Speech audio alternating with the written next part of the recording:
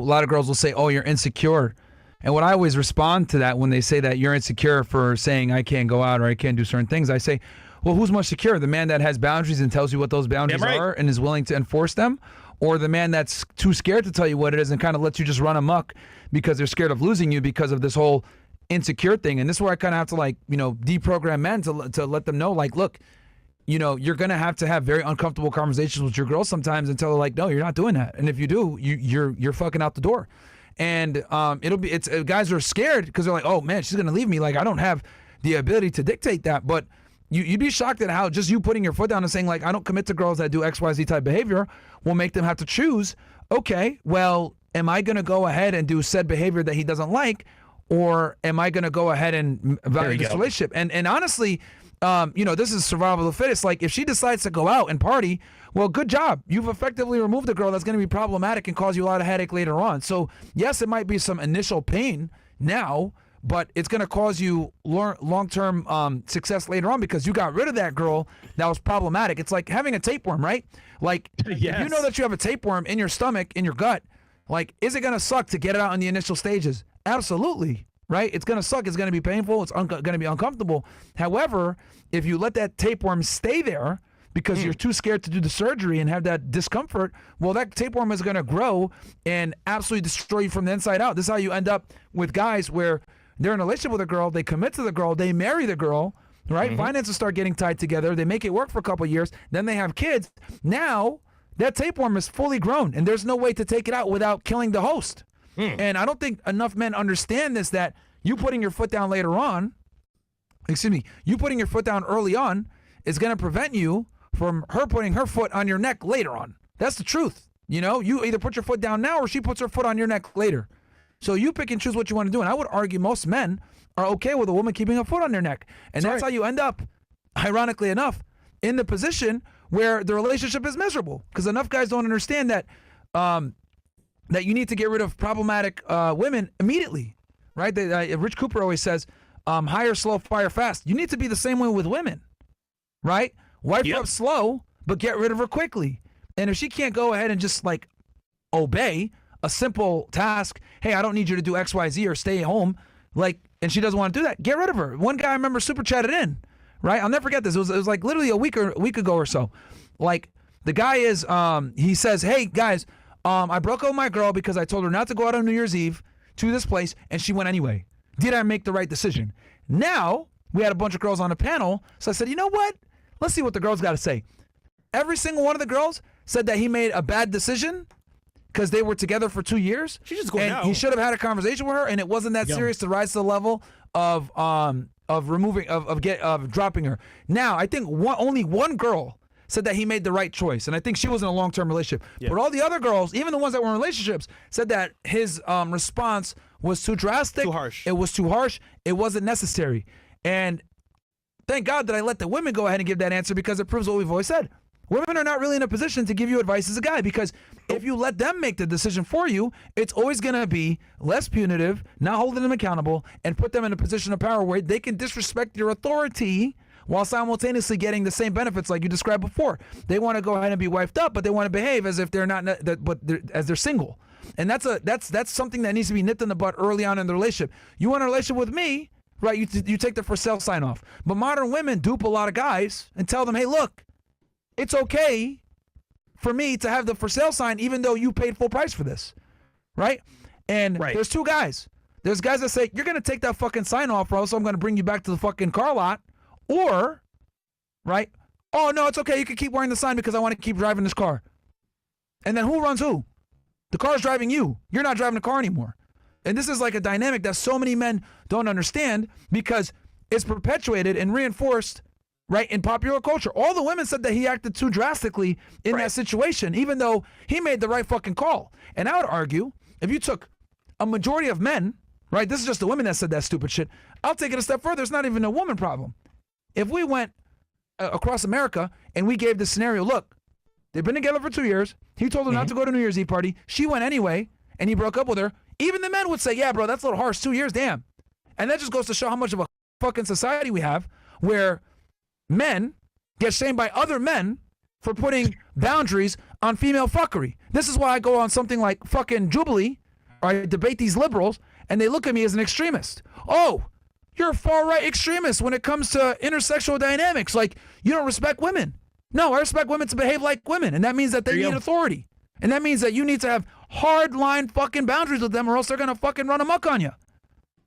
And this is what it is, and this is where we are in society now, where a majority of people will accept intolerable and unacceptable female behavior under the guise of, oh, you're overreacting, oh, it's not that serious, etc. It's very fucking serious. Because a woman that betrays her man and doesn't obey his commands is the same as a man that's not willing to stand up to protect his woman in times of danger. It's the fucking same. It's a betrayal to the highest degree. But we live in this crazy egalitarian world where for some odd reason they think male betrayal and female betrayal is the same. No, it's not. We're completely different. A woman that betrays you and your trust and doesn't obey is the same as you that betrays her when the rubber meets the road and someone fucking comes in and tries to take her life. You don't stand in and protect her. That's the biggest form of betrayal for the man. And that is equivalent to a woman not obeying your commands. And I think men need to wake up and understand this shit, that if a woman doesn't listen to what you say, that's a microcosm of a way bigger fucking problem where this tapeworm is going to grow and eat you and destroy you. And you won't be able to get rid of it without dying. So guys got to wake up, man. Dude, real talk. And it's funny, a lot of guys tend to ask you guys and myself, okay, you guys talk about standards, boundaries and expectations. I want you guys to understand this. This is some free game I'm going to give you guys. In this day and age, never, ever, ever angle for a relationship with your woman first. The reason why I advise my guys to never angle for the relationship first is that because when you ask a woman for her commitment, you are indirectly letting her know that she has fulfilled all of the requirements to secure your commitment. And when she thinks that she has met all the requirements to secure your commitment, guess what she also thinks? She doesn't have to do anything to keep your commitment. You can't, and here's the thing. You can't be dating a girl for 6 months and say, okay, you can't be on social media. No, guys. We can't control women, nor are we interested in doing that. You can't control your woman. No, women don't like controlling men. They love men who are in control. And so when you're dealing with women in this way, they're only going to respect you if you are steadfast in your boundary standards and expectations. So now some people are thinking, okay, well, if I don't set, how do I get boundary standards and expectations? Pardon me. I think what a lot of men have to understand, and I'll give you just a little bit of game here. The unlock your phone and hand it to me right now. That is a simple exercise to show a woman that you're dealing with in order to be in a committed relationship with you. So I'll give you guys sort of the Reader's Digest version. So you're fucking a woman. You guys are having fun. If she likes you enough, inevitably she's going to drop you. She's going to drop these. So what are we? What's our title? What's our friend? What do I tell my friends? What do I tell my family? You tell her, you put it off. Look, you don't want to be in a relationship with a guy like me. You have to put her off. Never tell a girl yes the first time she asks to be your girlfriend. She's going to try it 2 or 3 more times. The third or fourth time, you give her the unlock your phone and hand it to me right now test. And here's how you do it. Donovan, I want to be in a relationship with you, and I'm telling you, if we're not going to be in a relationship, then we can't have sex anymore. We have all heard that. Either give me the commitment or I'm taking the vagina off the table. So you tell the girl, okay, do you really, really want to know what it's like to be in a relationship with a guy like me? Yes, I want to know. Okay, unlock your phone and hand it to me right now. Okay. Now she's going to look at you. She's going to look at you like a deer in the headlights because she doesn't want you to know that she's talking to 5 or 6 other guys. She likes you the most. That's why she's trying to consolidate on you. But when you tell her to unlock your phone and hand it to me right now, that directly and indirectly lets her know that this is going to be the standard. I am not going to commit to a woman who routinely acts single.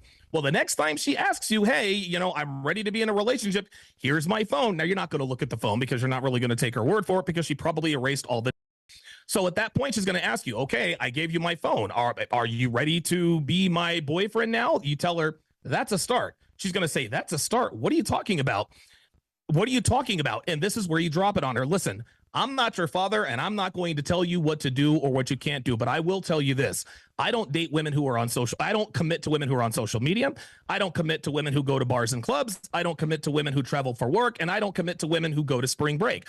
She's going to ask you, well, does that mean that I have to delete Instagram? No, that's not what that means. But what I am telling you is that if you are on Instagram, you are a woman that I don't commit to. So if I go to the bar or the club, are we still in the relationship? No, because I am not going to allow you to put our relationship at risk. And the bottom line here with this particular conversation is that there are way too many men who try to give women ultimatums. If you go to the club, we are finished. Don't give them don't give them ultimatums, gentlemen. Give her choices. You can either go to the club or you can either be with me, but you can't have both. And men who characterize it and put it like that, those are the men that women respect. And I also want to bring attention to this, right? Because we got in the chat that said, "Oh, these three need Jesus." Okay. Here's the problem, buddy. Jesus isn't going to save you. He can't even save these fuckers. What do you think is going to happen with you, right? These tradcons, these Christian guys, these Muslim guys, whatever it is, whether these religious guys, you guys got to understand that religion is no longer strong enough of an institution to keep female hypergamy at bay. There you go. I'm going to say that one more time. Religion, and we can actually talk about society in general. Religion, shame, society, governance, etc.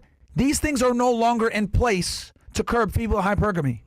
All right? So, like, to sit there and say, oh, well, you know, religion is going to solve everything.